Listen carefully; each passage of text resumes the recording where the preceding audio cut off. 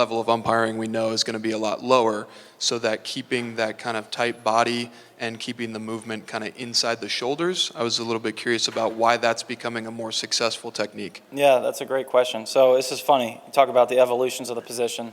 I was having breakfast with Jerry Weinstein this morning, and I'm sure everybody knows who Jerry is.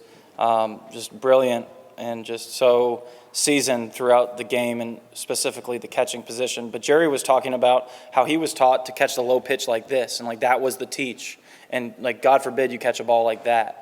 And it was always like palm up so you can show the umpire the ball. And it's just crazy to like hear that and be like, wow, that's evolved so much. There's so many components inside of the position that have evolved. And certainly if the automatic strike zone becomes a thing, again, I hope it doesn't, but if we see that happen, then we're going to see receiving completely take a back seat.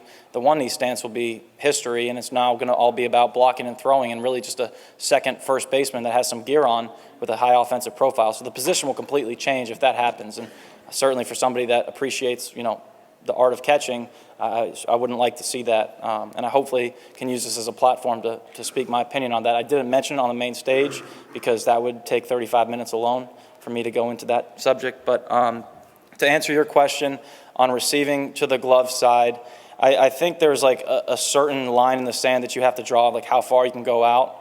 And I think for everybody, their wrist flexibility is different. Their mobility of the left arm and how the route is, specifically from where the target was, is unique. So I think it is an individualized thing. But more so than anything, I think as far as we can get out like this with the thumb at 6 and get to that ball, we should. But obviously, the more that we get outside here, that's not going to be a strike anyway, so just turn it over and make a catch. But I do think there's a line in the sand that we try and get as far as we can, because maybe we can manipulate that pitch into a strike. But certainly the balls outside of our body we can turn over because those aren't strikes anyways. We just need to catch those.